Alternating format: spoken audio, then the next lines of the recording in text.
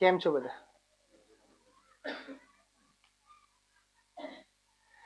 ગઈ વખતે આપણે ટોપિક લીધો તો ઓનરશિપ અને એમ્પ્લોય. ઓકે, એને શોર્ટમાં કોઈ ડિસ્ક્રાઇબ કરી શકશે? ક્યાં ધ્યાન ગયું હતું ગઈ વખતે જે સેશન હતું એમાં ધ્યાન ક્યાં ગયું હતું આપણું? ઓનરશિપ અને એમ્પ્લોયમાં. ભાઈ માઇક દેના.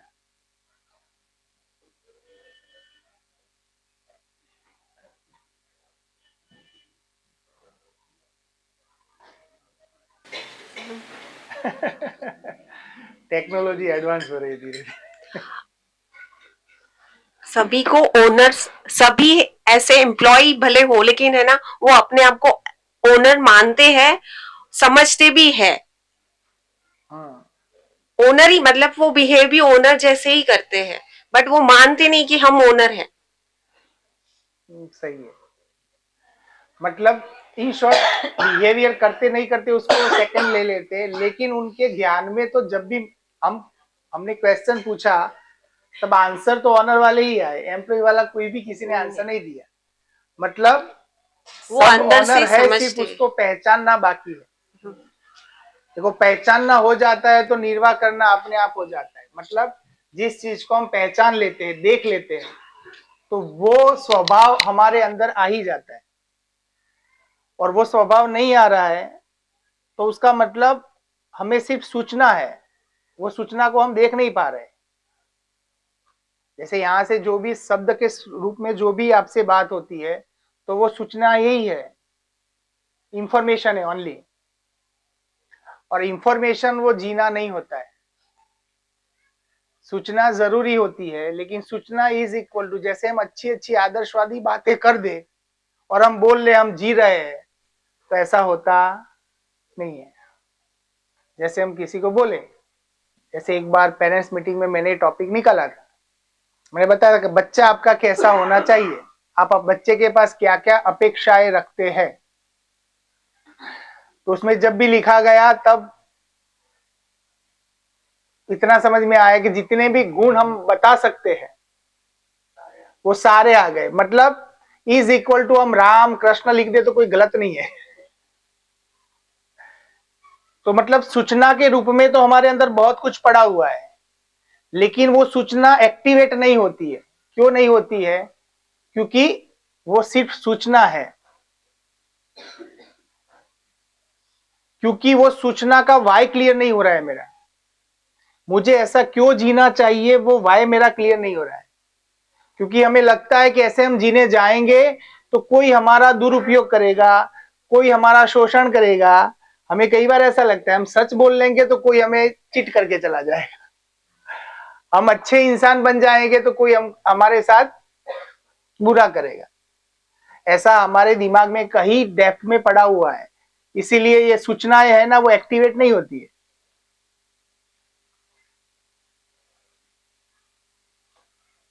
जैसे घर में हम ऐसे सोच ले, as a wife, as a husband, हम वाइफ से अच्छा बिहेवियर करेंगे तो हमें लगता है कि कुछ ना कुछ मांगेगी फिर मैं अच्छा करूंगी.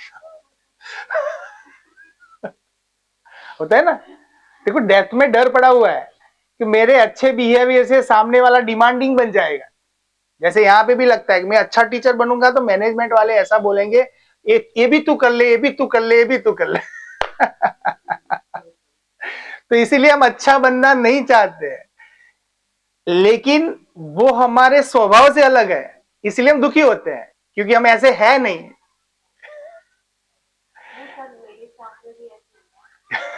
मैं कोई अपनी मतलब कोई मुझे कोई इवेंट करना है या तो कोई भी छोटा मतलब ऐसे कोई अपने हमारे सेक्शन के लिए कुछ ऐसे प्रोग्राम करना होता है तो मैं ना मतलब मेरी बात रखती हूँ और मैं बोलती हूँ कि ऐसे ऐसे हमें करना है.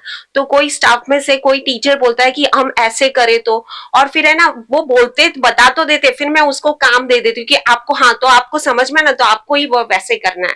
तो फिर वो मैं जब चली जाती हूँ ना उसके बाद स्टाफ में ऐसे बात होती कि मैंने ही बात बताई और मुझे ही मैडम ने तो काम दे दिया.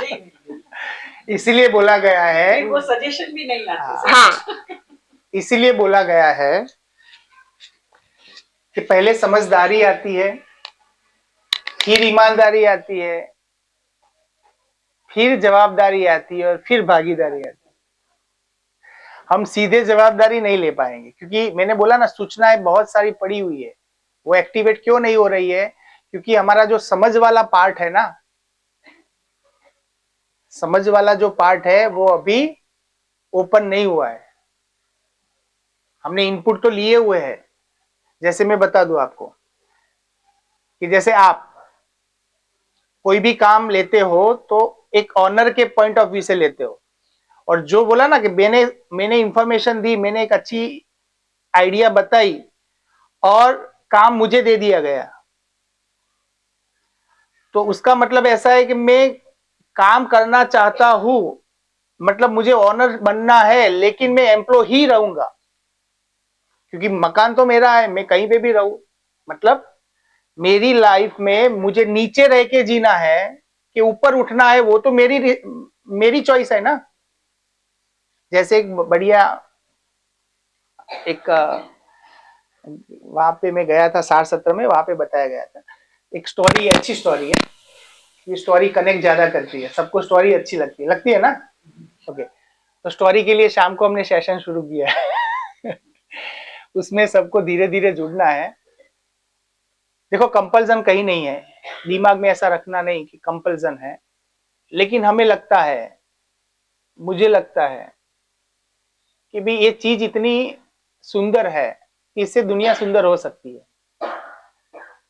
मैंने अभी मैम को बताया कि जैसे अभी अभी जन्म हुआ हो ना, वैसा लगता है। कभी 40 साल क्या किया नहीं मालूम हुआ, क्योंकि कंटिन्यूअसली इनसिक्योरिटी में, कंटिन्यूअसली डिप्रेशन में काम करते गए। वो तो अपने स्किल का पोर्शन जितना होता है उतना हम करते ही है। जैसे मैं फिजिक्स अच्छा पढ़ाता हूँ, वो तो पढ़ाता ही हूँ, कोई मैथ्स अच्छा पढ़ाता है वो पढ़ाएगा ही, और उससे उसका सर्वाइवल तो हो ही जाएगा। लेकिन वो जीने के ग्लिम्स होते हैं ना, वो नहीं आते। वो ग्लिम्स नहीं आते तो खुद को हम एंगेज करके रखते, क्योंकि जब हम अकेले बैठते हैं ना, तब वो जैसे एक सांप होता है ना, वो ऐसे खड़े हो जाते, वो क्वेश्चन खड़े हो जाते हैं, यार क्या कर रहा हूं, इसका एंड कहां पे है? तो मेरे साथ तो ऐसा होता था, आपके साथ होता है नहीं, आई डोंट नो, और होता है क्योंकि ये मेरा क्वेश्चन है नहीं, हर मानव का क्वेश्चन है। ऐसा तो है नहीं मेरे में ही होता है, आप में नहीं होता होगा, ऐसा तो पॉसिबल नहीं है। हाँ, ऐसा हो सकता है किसी का ध्यान पहले गया है, किसी का ध्यान बाद में जाएगा, फर्क इतना होगा, उससे ज्यादा नहीं। एक स्टोरी बता रहे थे भैया कि एक घर में एक हस्बैंड वाइफ रहते थे, और हस्बैंड ने कुछ किया होगा तो वाइफ गुस्से हो गई, तो बेलन लेके उसके पीछे पड़ी मारने के लिए। तो जो हस्बैंड था वो घबरा गया, तो वो दौड़ता दौड़ता दौड़ता वो ढूंढ रहा था कहां मेरी, और उसकी वाइफ थोड़ी मोटी थी और वो पतला था, तो उसको बचना था उससे। तो उसने दौड़ते दौड़ते फिर क्या किया, एक पलंग था छोटा सा जिसमें उसकी वाइफ नहीं जा सकती थी, उसमें वो घुस गया। वाइफ बाहर खड़ी खड़ी चिल्ला रही है, बाहर निकलो बाहर निकलो, गुस्सा कर रही है, लेकिन वो उसने एक बढ़िया आंसर दिया। वो आंसर सुनने जैसा है। वो बच तो गया, लेकिन उसने, जब उसकी वाइफ बोल रही थी बाहर निकलो, ये है, गुस्सा कर रही थी, तब उसने जो आंसर दिया कि भाई मेरा घर है, मुझे जहां रहना हो वह मैं रहूं, आपको क्या। हस्बैंड ने बताया मेरा घर है, मेरी जहां मर्जी करेगी, मर्जी करेगी वहां पे मैं रहूंगा। सही बताया ना, तो गलत बताया? आपको क्या लगता है? बस ऐसे उल्टा होता है, वाइफ ने पीछे पड़ा।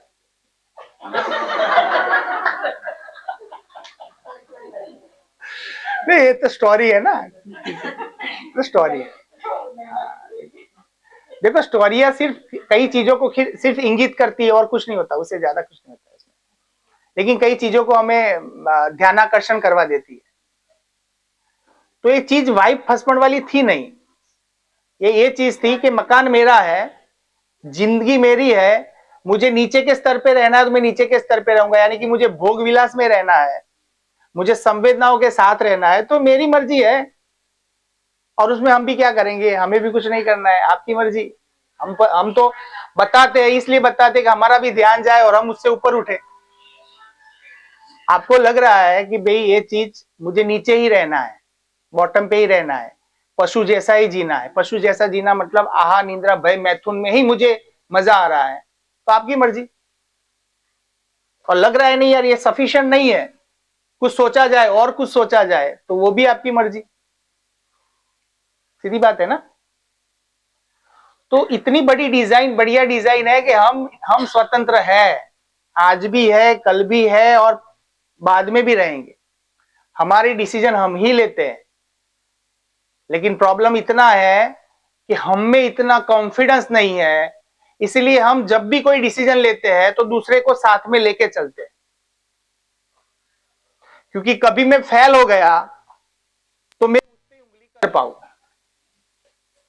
इतना सा होता है। और वो कभी समझदार इंसान करता नहीं है। समझदार इंसान उससे उल्टा करता है, रिस्पॉन्सिबिलिटी अपने पे ले लेता है। कुछ भी गलत होता है तो ही और शी ऑलवेज रेडी, क्योंकि उसको मालूम है ये सफलता किसको बोलते हैं, वो उसको मालूम है। हम चीजों में कुछ मिल जाए उसको सफलता बोलते हैं।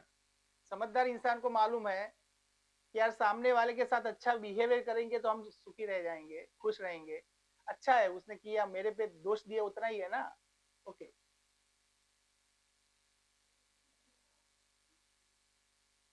तो कैसे होता है वो, एक एग्जांपल दो आपको।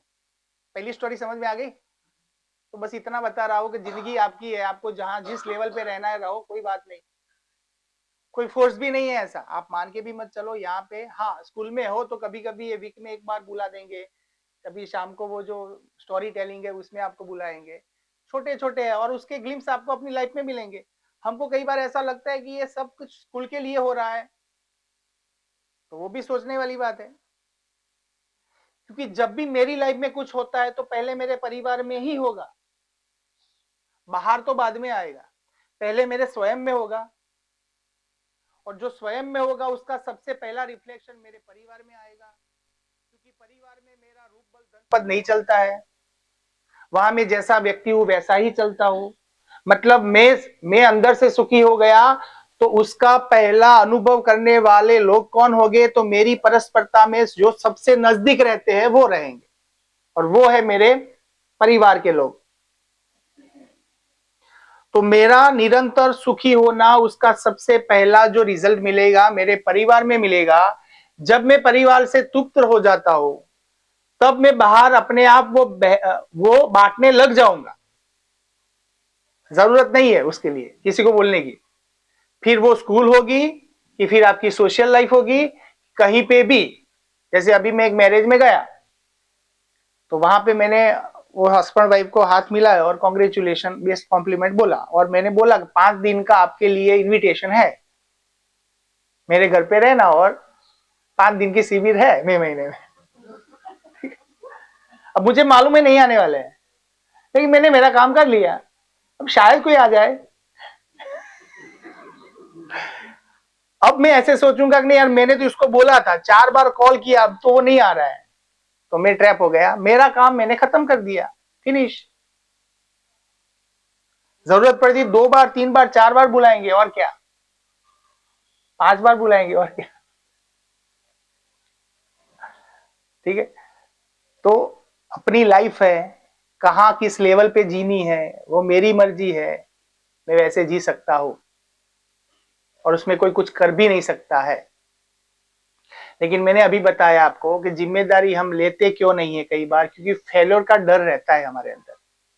सेकेंड चीज, जिम्मेदारी के अंदर जैसे हम साथ में किसी को लेके चलते हैं, जैसे अभी 4 दिन पहले एक बच्चे के साथ मेरी बात हो रही थी, तो वो बच्चा मेरे पास आया और मुझसे बात कर रहा था कि सर इस बार फेयरवेल दो, हमने डिसाइड ऐसा किया था फेयरवेल नहीं रखनी है।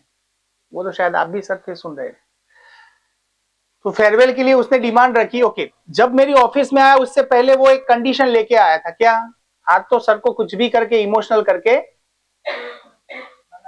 मना देना है। ठीक है, उसकी जगह पे वो सही था। तो उसने फिर जीवन विद्या की वाली बातें एक दो बार उसके साथ हुई है, तो उसने हमें काउंटर क्वेश्चन किया, अच्छा किया। उसने बोला सर आप फेयरवेल नहीं करोगे तो हम दुखी हो जाएंगे। मैंने कहा सही है। तो हम दुखी हो जाएंगे तो आप दुखी हो जाओगे। मैंने कहा वो भी सही है। हम दुखी हो जाएंगे तो टीचर्स भी दुखी हो जाएंगे, सही है। हम दुखी हो जाएंगे तो रिजल्ट भी बिगड़ेगा। मैंने कहा सही है। देखो वो इनडायरेक्टली मुझे कहां ले जा रहा था, वो ये बता रहा था कि सर हमारा रिजल्ट बिगड़ेगा तो आपकी स्कूल में एडमिशंस नहीं होंगे। ठीक है, वो उसकी सोच, ठीक है। मैंने कहा सही है, आपका ध्यान अच्छा जा रहा है। फिर भी मैंने ये नहीं बोला कि फेयरवेल करेंगे नहीं करेंगे। मैंने कहा अभी डिसीजन नहीं लिया है, हो भी सकता है नहीं भी हो सकता है, होगा तो ज्वाइन कर लेना, नहीं होता है तो फिर उसको दिमाग में रखना मत। लेकिन सर दिमाग में से जाता नहीं है, क्या करें। अब वही सोच आ रही है कि सर करेंगे फेयरवेल नहीं करेंगे, करेंगे नहीं करेंगे, यही दिमाग में चल रहा है। तो पढ़ना भी नहीं हो रहा है, तो क्या करे। मैंने कहा वो तो आपकी मर्जी, आपको दिमाग में रखना है, वो आपकी मर्जी, उसमें मैं तो क्या कर सकता हूं। आप मेरे पास एक्सपेक्टेशन रख रहे हो कि मैं कुछ इलाज कर लूं। अब फीवर आपको आया, मैं पैरासीटामोल ले लूंगा और आपका मिट जाएगा, वो तो होने वाला नहीं है ना। तो पहले आप समझदार हो जाओ कि मुझे बाहर से दुखी होना है कि नहीं होना है, बाहर की चीजों से, यानी कि जैसे ऐसे इवेंट से लेके मुझे बार बार दुखी होना है, वो आपकी चॉइस है। आपको दुखी होना है तो हो जाओ, लेकिन मेरे लिए आपका बुरा करना आज भी नहीं है, कल भी नहीं रहेगा। मैं आपका बुरा नहीं इच्छता हूं, उतना मेरे साइड से क्लियर है। आपको अभी लग रहा होगा कि सर समझ नहीं रहे। क्यों? क्योंकि वो एक एक्सपेक्टेशन लेके आया था मेरे पास और उसको लग रहा था एक्सपेक्टेशन फुलफिल नहीं हो रही है, क्योंकि उसको तो हाई आंसर चाहिए था। आधे घंटे एक घंटे तक मेरे पास बैठे दो बच्चे, और मैं बात कर रहा था, मैं तो मजा ले रहा था उसका। मजा मतलब मैं देख रहा था वो कहां तक सोच सकते हैं बच्चे। और अच्छा है मेरे पास आगे चेयर में बैठ के मेरे साथ बात कर रहा था, ऐसा भी नहीं खड़े खड़े नहीं। मैंने कहा बैठो, पहले आराम से बैठो फिर बात करते हैं कुछ। क्योंकि बंदा जब खड़ा रहता है तब केस में रहता है, वो खुद को आरोपी मानता है। वो आरोपी नहीं है, वो एक जीवन है, शायद हमसे भी ज्यादा समझदार हो सकता है, संभावनाएं सारी है। हम ऐसे नहीं मान सकते छोटा बच्चा मेरे से, मेरी उम्र ज्यादा हो गई तो छोटे बच्चे से मैं समझदार हो गया, ऐसा होता नहीं है। तो जब जैसे ऐसी चीजें सामने आती है ना, तब उससे अच्छा व्यवहार हो ही जाता है, करना नहीं पड़ता है, हो ही जाता है।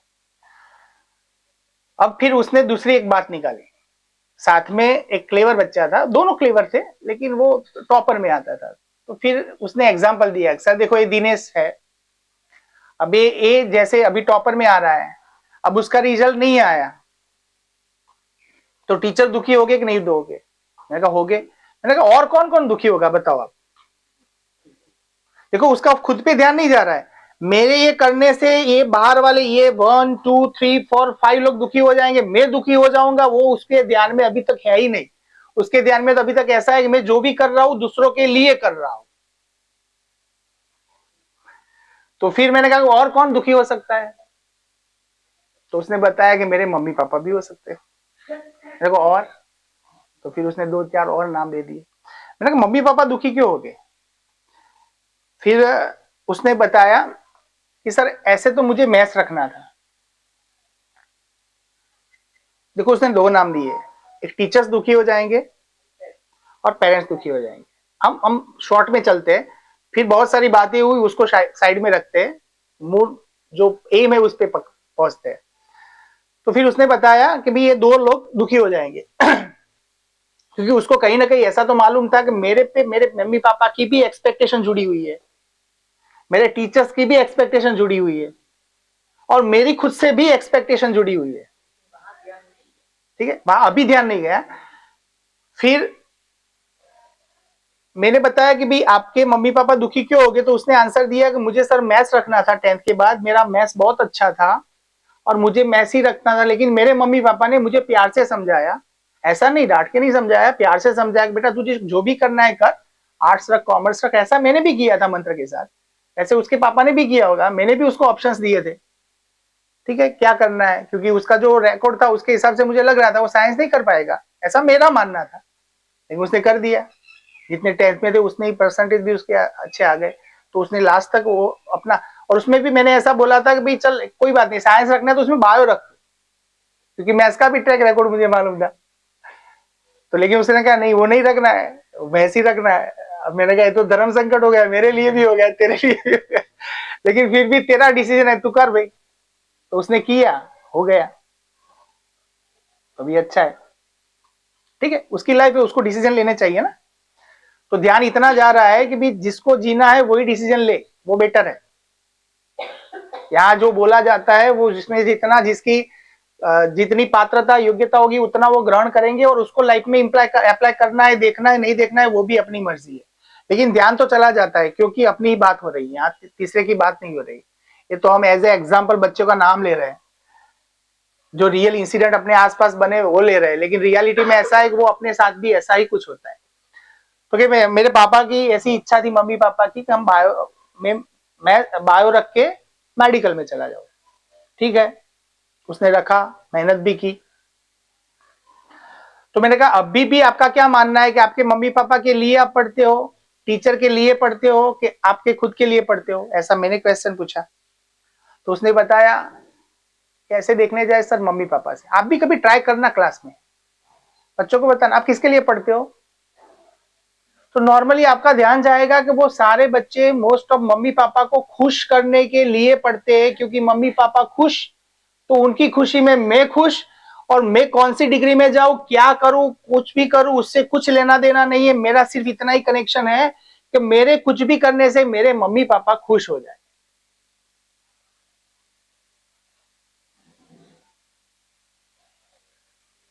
मम्मी पापा खुश तो उनकी खुशी में मैं खुश। इतना कनेक्शन मैंने एक बार कई बार देखा हुआ है, बच्चों के साथ बात करते हुए भी देखा है। तो मैंने कहा मम्मी पापा के लिए पढ़ रहे हो, ऐसा हुआ ना इसका मतलब? तो कि हाँ।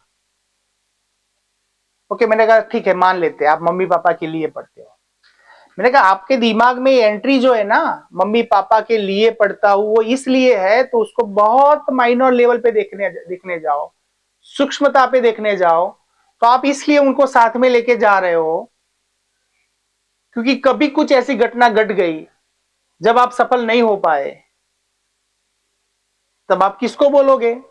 कोई तो होना चाहिए ना, कोई तो होना चाहिए। अब होता क्या है, जिस मम्मी पापा पे इतना प्राउड है, जिस मम्मी पापा के एक शब्द को भी हम ऐसे एक्सेप्ट करते हैं कि नहीं ये करना ही है, प्राण जाए वचन ना जाए, वैसे हम एक्सेप्ट करते हैं। और उसके बाद एक स्थिति ऐसी आती है जैसे वो मेडिकल में भी चला गया, 5 साल 7 साल पढ़ भी लिया, अब प्रोफेशन लाइफ में आया, और कुछ घटना ऐसी घट गई कि वो सक्सेस नहीं हो पाया, उसके वहां पे पेशेंट नहीं आए।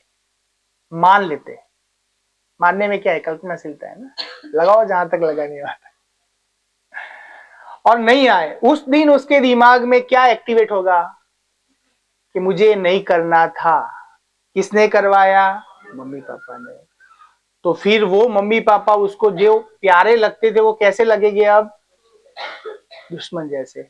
अब वो मम्मी पापा के साथ मेरा जैसे संबंध उनको ना देखूं उतना अच्छा है, उस लेवल पे जो संबंध सालों से हमने बनाया था वो एक ही सेकंड में टूट जाता है। क्यों? क्योंकि हमने बिलीफ सिस्टम ही रॉन्ग बनाई है। हमने जाना नहीं है कि भाई ये इच्छा मेरी थी कि दूसरा कोई मुझे गाइड कर सकता है, एडवाइस दे सकता है, लेकिन मैं उसके साथ चिपक नहीं जाऊंगा कि हाँ इसने बोला इसलिए मैंने किया। जब भी हम ऐसा करते हैं कि इसके कहने पे मैंने किया, तो समझ लो आप एक साइड लेके जा रहे हो। यू आर नॉट रिस्पॉन्सिबल, आप जिम्मेदारी लेना नहीं चाहते हो, कहीं डेप्थ में पड़ा हुआ है।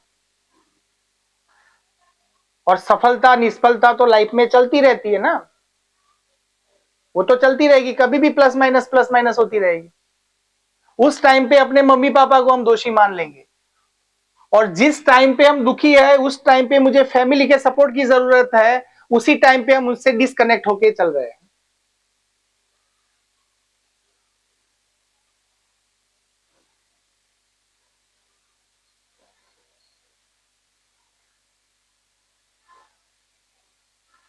ऐसे कई सारे डिसीजन हम परिवार के साथ लेते हैं। एक दूसरा एग्जांपल भी दे दूं आपको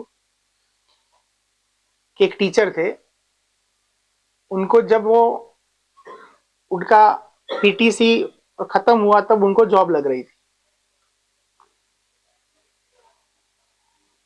और उस टाइम पे उन्होंने जॉब, शायद आप किसी के साथ कनेक्ट भी हो जाएगा, डजेंट मैटर, कनेक्ट करना वो भी आपकी स्वतंत्रता है, करना नहीं करना आपकी मर्जी, और करने से ही कोई मतलब नहीं, लेकिन पकड़ने जैसी बात है कि टीचर जॉब लग रही थी, लेकिन परिवार में सब कुछ सही चल रहा था, अच्छा परिवार था, पैसों की कोई कमी नहीं थी, आर्थिक सद्धरता थी उनके पास।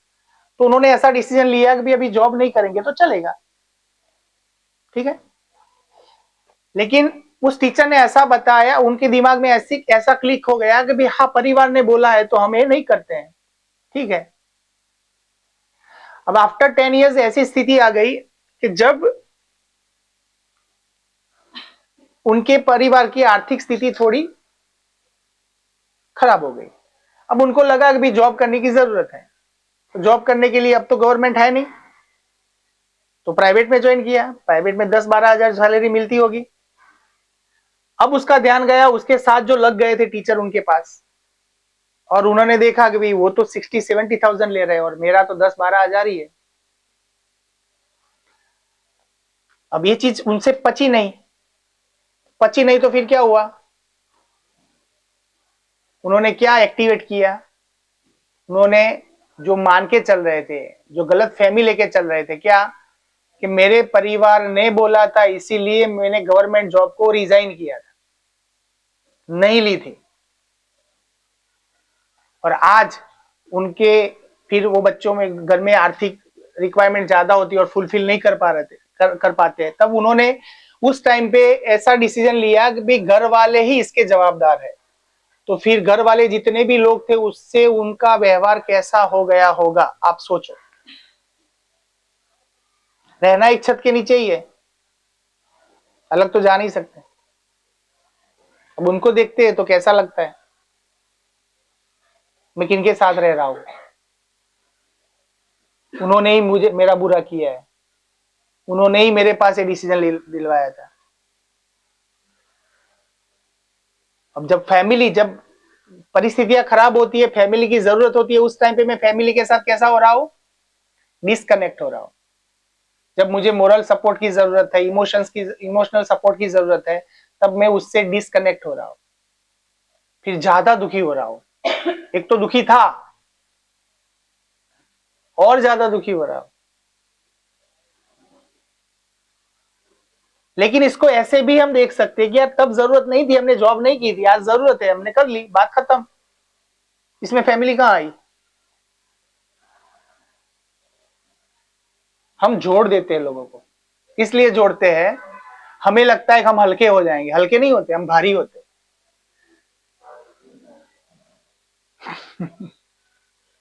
हमें लगता है कि हम दूसरे पे दोष डाल देंगे ना तो हम हल्के हो जाएंगे, लेकिन ऐसा होता नहीं है, हम और ज्यादा दुखी होते हैं। इस पे हमारा ध्यान जाना चाहिए।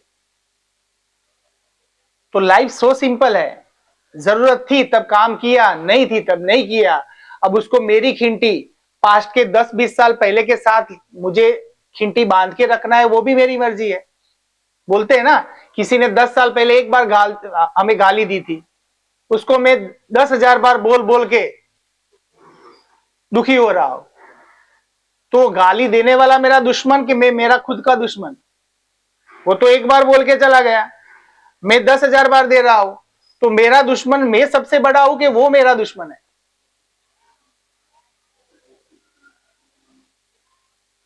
तो क्या करना चाहिए? तो दूसरों की अयोग्यता से प्रभावित न होना ही मेरी योग्यता है। दूसरों की अयोग्यता से प्रभावित न होना ही मेरी योग्यता है। तो बात हमारी ये चल रही थी कि वो बच्चे ने एक चीज लेके चल रहा है, क्या मेरे मम्मी पापा के लिए मैं पढ़ रहा हूं, कल जाके वो फेल हो जाएगा तब वो मम्मी पापा के साथ उसका रिलेशन कैसा बनेगा वो देखने। देखो आज हम एफडी करते हैं तो वो पकती कब है, 5-10 साल के बाद पकती है ना। तो आज मैंने जिस चीज को मान लिया है वो 10 साल के बाद एक्टिवेट हो सकती है। गलत चीज मान ली है तो गलत एक्टिवेट होगी, सही मान ली होगी तो उसको एक्टिवेट होने की जरूरत नहीं, वो तुरंत रिजल्ट देती है। जब सामने वाले के लिए हम सही सोचते हैं तो उसको स्टोर करने की जरूरत ही नहीं होती है, वो अच्छे ही रिजल्ट देती है और तुरंत देती है। तो इतना हम समझते हैं कि हमारा अल्टीमेट गोल क्या है। इतने शिविर के बाद पकड़ में क्या आ रहा है, अल्टीमेट गोल हमारा क्या है, निरंतर सुख। ये शब्द को हम पकड़ते हैं, क्या अल्टीमेट गोल है, निरंतर सुख। ठीक है, अब निरंतर सुखी में हो पा रहा हूं नहीं हो पा रहा हूं वो क्वेश्चन हो गया। अभी क्यों जीना है क्लियर हो गया, क्यों जीना है, सुखी होने के लिए। कैसे जीना है तो वो अभी रिमेनिंग है। तो कैसे जीने वाला पोर्शन पे थोड़ी हम बात करते हैं कि नॉर्मली सुखी होना है मेरी मूल चाहत है, मेरी यानी हर एक मानव की। फिर किसी भी वो इज्म में से आ रहा है, किसी भी इज्म में से, इज्म से यानी कि किसी भी धर्म में से आ रहा है। तो मूल चाहत धर्म है। अभी दो हमारे मित्र आए थे हमारे घर पे, खाना था तो बात हो रही थी उनसे, तो उन्होंने बोला धर्म क्या होता है, मुझे क्वेश्चन पूछा। तो मैंने जो समझता था वैसे मैंने आंसर दिया। मैंने धर्म का मतलब ऐसा होता है, क्योंकि वो तो प्रचारक रह चुके हैं ना, उनका तो आप जानते हो ना, आरएसएस में होते हैं, संत जैसे लोग होते हैं। तो उनका बोलना था कि भी धर्म क्या होता है। तो मैंने जो आंसर दिया वो मैं आपको बता रहा हूं, और वो भी मैंने समझा हो, जितना समझा है वैसे है कि धर्म यानी जिसको जिससे जुदा न कर सके, हम करना चाहे फिर भी ना कर सके। हमें करने नहीं करने से कुछ नहीं है, जिसको पाना भी नहीं है, वो बाय डिफॉल्ट हमारे साथ है। जिसको जिससे अलग ना किया जाए वो धर्म है। तो हमसे ऐसी कौन सी चीजें जो अलग नहीं कर सकते, हम में ऐसी कौन सी चीजें जो हम चाहे फिर भी उसको अलग नहीं कर सकते।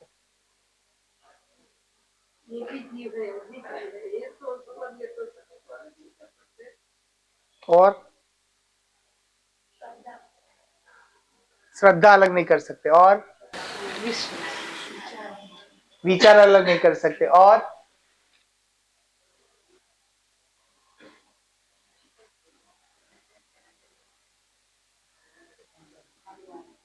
हमें हमारा धर्म पकड़ना है ना। हमारा धर्म क्या है, जिसको जिससे अलग ना किया जाए वो उसका धर्म होता है। कर्म और आत्मविश्वास और शरीर आत्मा। और अब देखो जो भी आप आंसर दे रहे हो उसको आप वापस वेरीफाई करना, जैसे शरीर आत्मा तो वो अलग नहीं होते क्या, तो देख सकते हैं।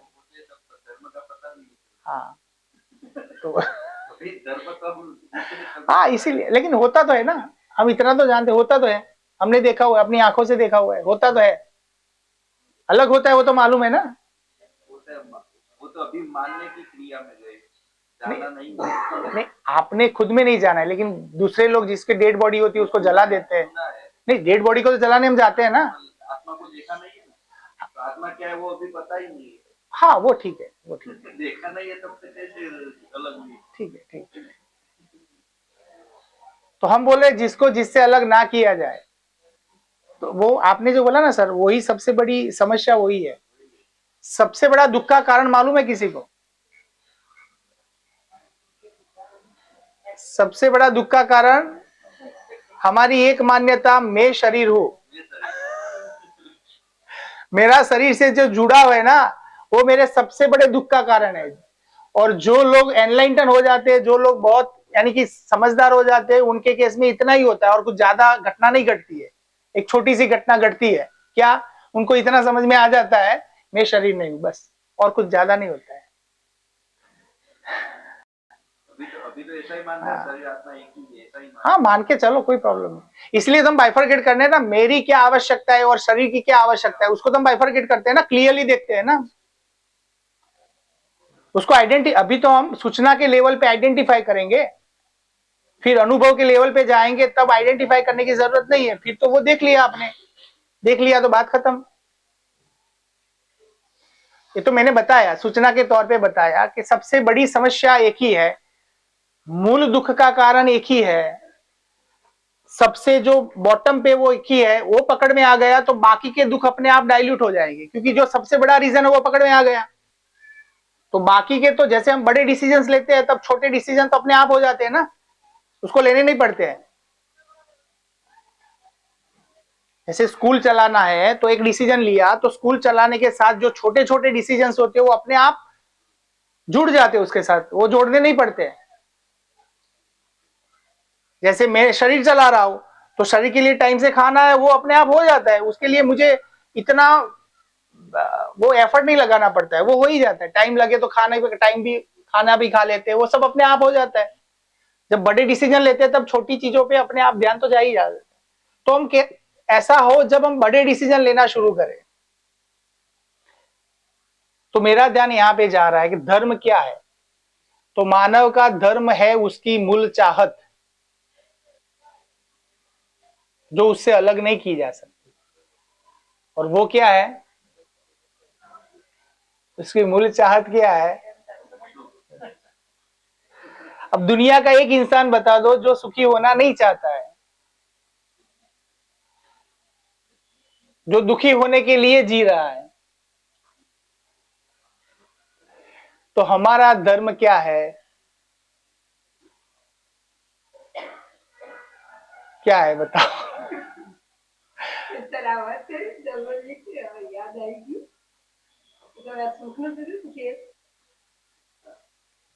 आप તો એમ કે એક ભાઈ છે એમને વિદેશ જવાનથી એમ હવે એને ઘરે એવી આદત કે જમવા બેસે ને ત્યારે એની મિસિસ મતલબ એની પત્ની કંઈક ને કંઈક બોલે જ જાય એમ એટલે એ બોલે ને તો જ એને ખાવાનું ઉતરે ને એમ જ એને સુખ લાગે એમ હવે એને ગયો તો ખરો હવે મહિના સુધી એનો કોન્ટેક્ટ ન થયો એમ મતલબ કોન્ટેક્ટ એટલે અહીંયા આમ રોજ હવે અહીંયા હોટલમાં વીવીઆઈપી મતલબ સર્વન્ટ હોય એ બધું સરસ રીતે પીરસે પણ એને ખાવાનો મૂડ જ ના આવે એમ કે ઓલી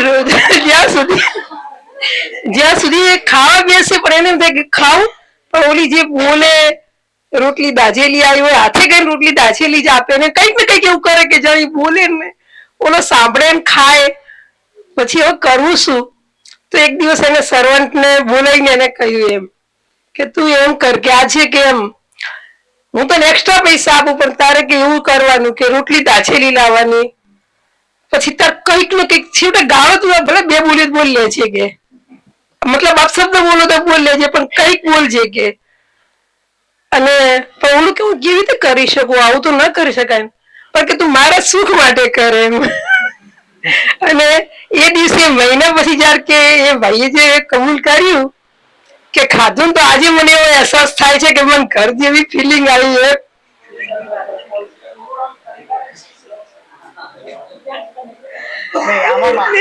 આમાં જે મારું ધ્યાન જાય છે એવું છે કે આપણે બીએડ તો બધાએ કરી છે ને, મોસ્ટ ઓફ ભણ્યા છો કે નહીં ખબર નથી પણ બીએડ તો કર્યું છે। અને બીએડ કર્યું છે ત્યારે નોર્મલી એક સ્ટોરી આવે છે, પેલી ઘંટડી વગાડે અને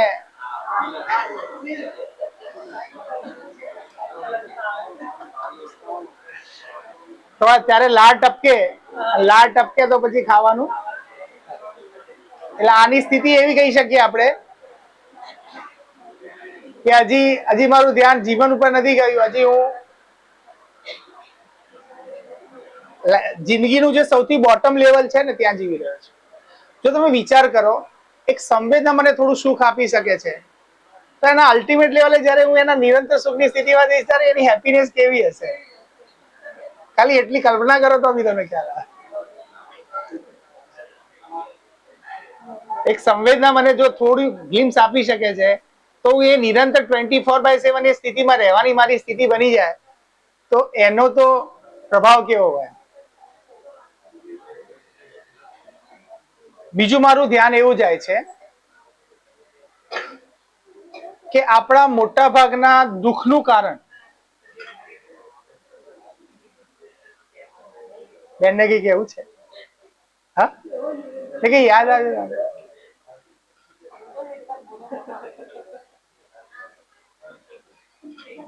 कोई बात नहीं, बता सकते होता।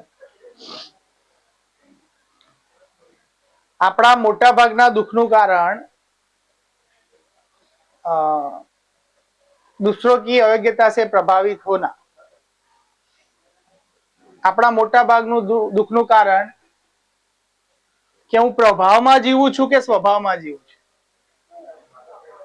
જો સ્વભાવ અને પ્રભાવમાં ફરક શું છે? સ્વભાવ અને પ્રભાવમાં ફરક શું છે? સ્વભાવ પ્રભાવ બહારથી આવે છે, સ્વભાવ મારી ઇનર ક્વોલિટી છે. બરાબર છે. શામાં? એટલે એ અભાવનો ભાવ છે ને એ પ્રભાવથી આવે છે. હું એ કહું છું અભાવનો ભાવ એ પ્રભાવમાંથી આવે છે.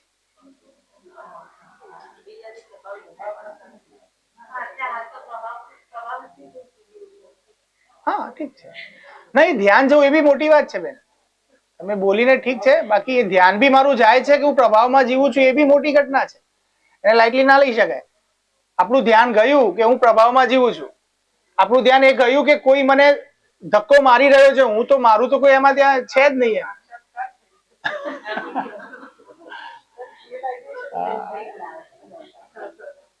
એ સ્વીકૃત કરવું ને કે હું પ્રભાવમાં જીવું છું એ પણ એક સારી ઘટના છે.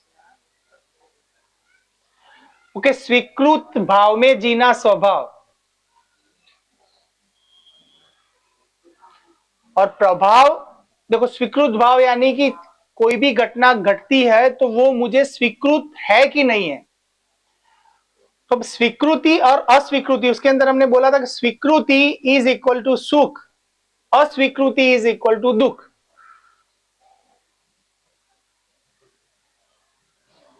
तो स्वीकृति क्या એવું ધ્યાન તમારું જાય છે કે કોઈ ઘટનાને તમે સ્વીકૃત કરી હોય અને તમે દુખી થયા હોય? એવી કોઈ ઘટના તમારા ધ્યાનમાં આવતી હોય તો જણાવો.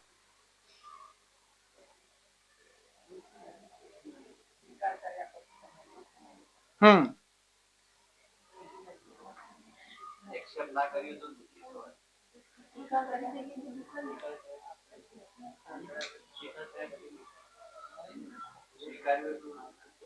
એક સ્ટેટમેન્ટ છે સ્વીકૃતિ બરાબર સુખ, અસ્વીકૃતિ બરાબર દુઃખ. હવે મને મારી લાઈફમાં ક્યાંક એવું લાગે છે કે મેં આ ઘટનાને સ્વીકૃત કરી છતાં હું દુઃખી થયો, એવું કઈ ધ્યાન જાય છે?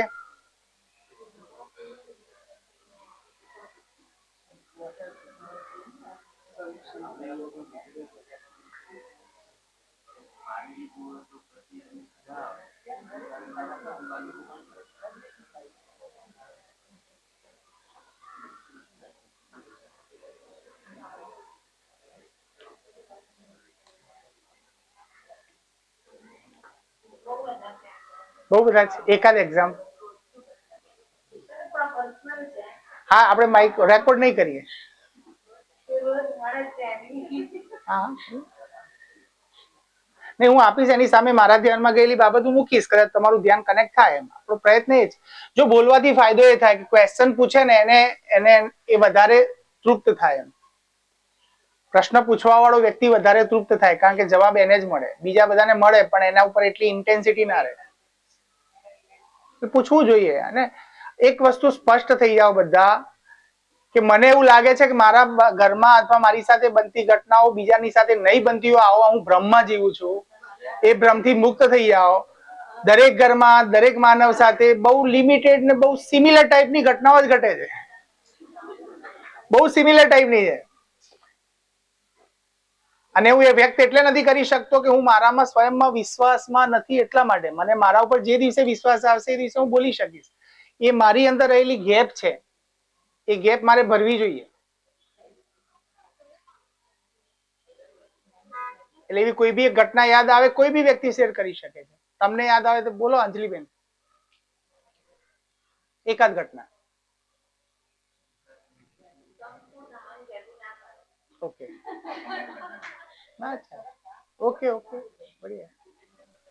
तो जंक फूड को आपने स्वीकृत किया है और परिवार वालों ने अस्वीकृत किया है और उसकी फाइटिंग चलती है. ओके. तो जब जंक फूड, नॉर्मली हम इसको दो तरीके से देख सकते हैं. जैसे जंक फूड जब आप खाते हो तब आप तो खुश होते हो ना, आपकी स्वीकृति बराबर सुख. अब सामने वाला दुखी होता है इसलिए दुखी होता है कि आपकी समझ है वो आपके तक है, वो यूनिवर्सल समझ नहीं है।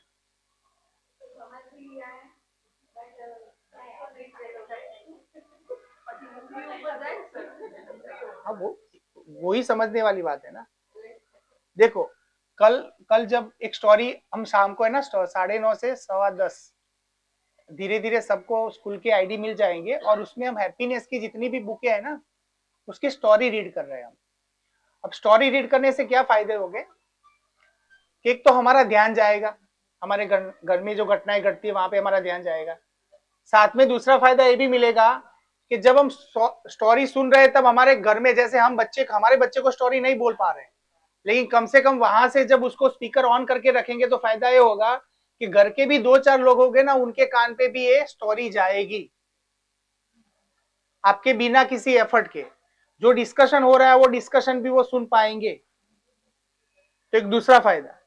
तीसरा फायदा ये होगा कि जब आपके पास स्टोरियां होगी तो आप अपने स्टूडेंट्स को भी बोल सकते हो, कहीं रिलेटिव के साथ भी, अदरवाइज कोई घटना ऐसी घटती है तब वो स्टोरी के साथ आप खुद को रिलेट भी कर सकते हो। तो स्टोरी में हमने ऐसा ही डिजाइन किया है, 2 दिन हुए अभी तक। तो अभी तो हम ट्रायल पे चल रहे थे। मंडे से लेकर नेक्स्ट वीक में हो सके उतने जितने टीचर्स को सामने से ज्वाइंट होना है, धीरे धीरे सबको होना ही है, ऐसा नहीं है। और साथ में ऐसा भी नहीं है 9:30 से 10:15 बजे आपको एक जगह पे बैठ के रहना है, ऐसा भी नहीं है। आपको लग रहा है कि नहीं मेरा अभी काम कुछ पड़ा हुआ है और मुझे कहीं फंक्शन में जाना है, काम है, फिर भी आप ज्वाइन करके उसको सुन तो सकते हैं। हम उसमें पार्टिसिपेट होने के लिए, जैसे कोई बोले कि आप स्टोरी रीड करो तो उस टाइम पे आप स्पीकर ऑन करके बता सकते हो अभी मैं काम कर रही हूँ, अगर कर रहा हूँ तो मैं अभी रीड नहीं कर सकता हूँ, बात खत्म। तो जो बैठ के सुन रहा है वो उसको रीड कर लेगा, ठीक है, वो हो सकता है। मतलब ऐसा नहीं है हम काम करते करते भी, जैसे 9:30 बजे मोस्ट ऑफ काम खत्म हो जाते हैं, लेकिन फिर भी हमें लगता है कि भी मेरा कोई काम है ऐसा, तो वो करते करते भी स्पीकर ऑन करके हम सुन सकते हैं, इतना हो सकता है। और इसके अंदर चौथा एक फायदा ये है कि धीरे धीरे 1-2 महीने के बाद जो चीजें हम पेरेंट्स को डिलीवर नहीं कर पा रहे तो उनको भी, जैसे हम एक लेवल पे एक फ्लो पे चले जाएंगे, उस फ्लो के बाद सारे पेरेंट्स के लिए भी वेलकमिंग हो जाएगा, उनके लिए भी ओपन कर लेंगे लिंक। लेकिन पहले हमारे लेवल पे थोड़ा थोड़ा काम शुरू हो जाए, फिर हमें कुछ उसके बेसिस पे सैटरडे को हम शेयरिंग कर पाए कुछ कि स्टोरी से मेरा ध्यान यहाँ गया, याद गया। ओके, ऐसा भी हो सकता है वो स्टोरी सुनते सुनते हमारी लाइफ में बनी कोई घटना याद आ जाए, तो हम लिखने का काम कर सकते हैं कि ऐसी नई स्टोरी बना सकते हैं। जैसे मैंने अभी इस बच्चे वाली बात बताई आपको कि मैं मेरे मम्मी पापा के लिए पढ़ रहा हूं, अब मेरा ध्यान गया, अब उसको मैं स्टोरी फॉर्म में रख के एक स्टोरी बना के मैं उस ग्रुप में भी डाल सकता हूं। जो हमारा क्लासरूम ही हमने बनाया है, कोई नई टेक्नोलॉजी नहीं है, जो हम पहले यूज करते थे वही है, लेकिन उसके अंदर हम उसको पोस्ट कर सकते हैं। तो ऐसी हमारी खुद की स्टोरियां बनेगी, और जब खुद की स्टोरी होती है ना तब उसको सुनाने का मजा अलग होता है। तो हम सब क्रिएटर बन जाएंगे ऐसे धीरे धीरे करते करते। करना कुछ नहीं है, एक चीज ध्यान में आ गई, 2-3-5 मिनट बैठे और उसको अच्छे हमारे शब्द में लिख दिया और उसको पोस्ट कर दिया, कहां पे, अपने ग्रुप में ही, बाहर नहीं। तो सेकंड लेवल ये हो सकता है। थर्ड लेवल ये होगा कि जब पेरेंट्स ज्वाइन हो जाएंगे तब जो चीजों का ध्यान हम पेरेंट्स को नहीं समझा पा रहे वो इस माहौल से, इस एटमोस्फियर से उन तक वो मैसेज चला जाएगा। जैसे आज का जो प्रॉब्लम है वो चीज है, उसको ऐसे हैंडल करते करते शायद एक माहौल बन जाए, तो उसकी इफेक्ट क्या आएगी, जो बंदा जितना समझदार होता है उतनी जिम्मेदारी वो लेता ही है। अभी हम जिम्मेदारी नहीं ले पा रहे, उसका मतलब इतना ही है अभी हमारा खुद के समझदारी पे काम करना बाकी है। तो टेंशन नहीं लेना है, मैं नहीं जवाबदारी नहीं ले, तो गिल्ट भी नहीं रखना है, खुद पे काम करना शुरू करना है। और आप ऐसा मिरेकल देखोगे कि जिस दिन समझ में आने लगेगा आप सामने से रिस्पॉन्सिबिलिटी लेना शुरू कर दोगे, परिवार की भी रिस्पॉन्सिबिलिटी आप ले लोगे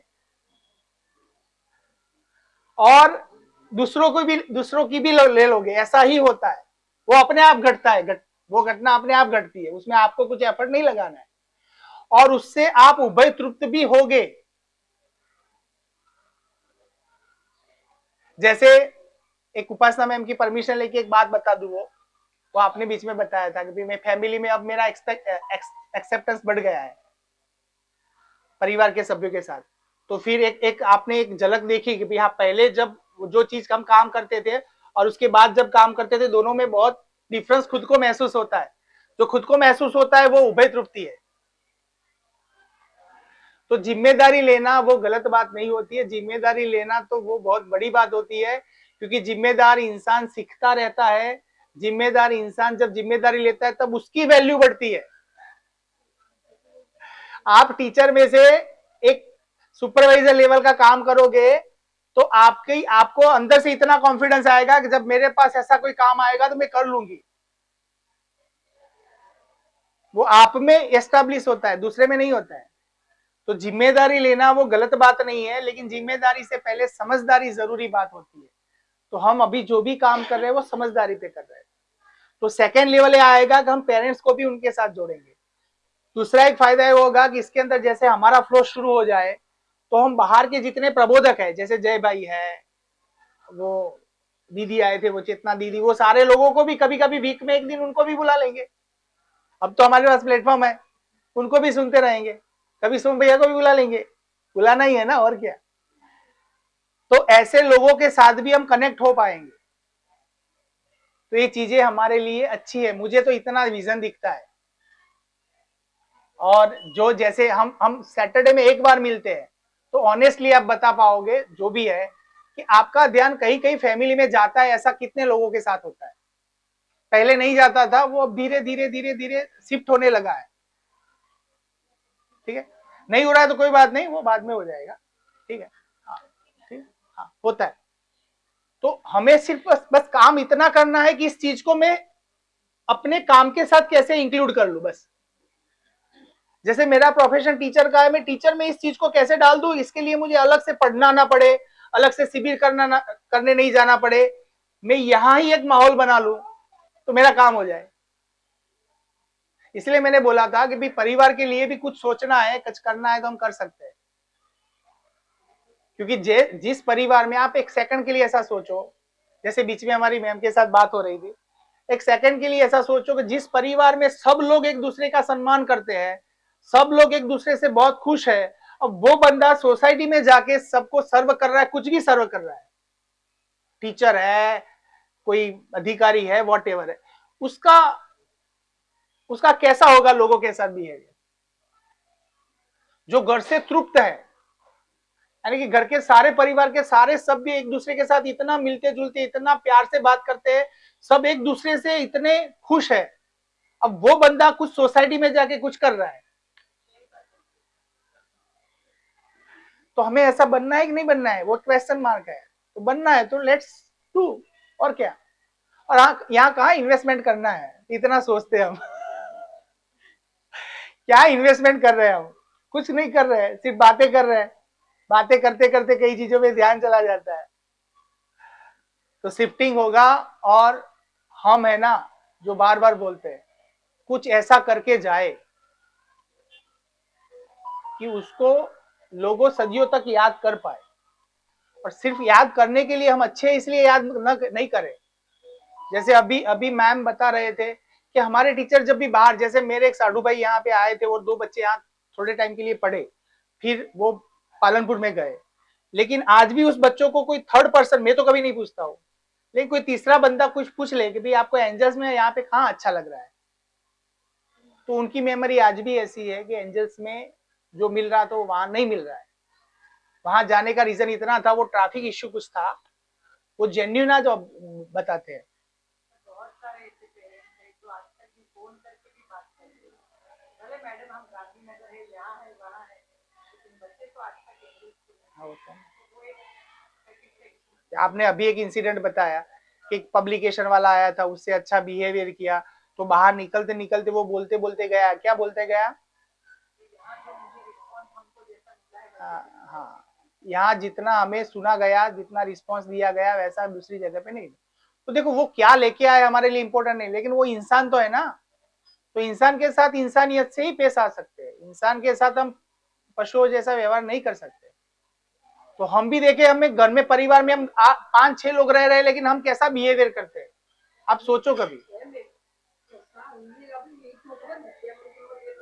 મહિનામાં પાછો અગિયાર વાર કોઈ મમ્મી વિદ્યામંદિર મૂક્યો તો મહિનો કે માં કે આઉંगा ही नहीं ठीक है, ओके ओके, मुझे इतना बताओ, ऐसी चीजें सुन के आपको कैसा लगता है? तो ये कमाना है कि नहीं कमाना है? बस हर रोज ऐसा।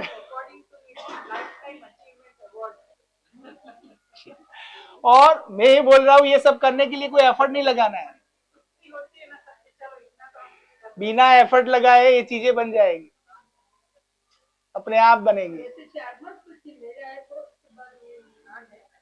मम्मी वो बाद में क्या कहती मैं मम्मी तो अच्छी स्कूल में तो आपको ही अच्छी लगती है किसी के बोलने पर, लेकिन बच्चे तो वो देखते हैं ना जो वातावरण उसको, वो 1 वीक गया तो उसको पता लग गया कि वहाँ का वातावरण और यहाँ का वातावरण में क्या फर्क है। यहाँ पर प्रेम हो जो भी आप बोलो सर, जो भी शब्दों हाँ, जो सीधी सी बात है, इंसान के साथ इंसान की तरह पेश आएंगे।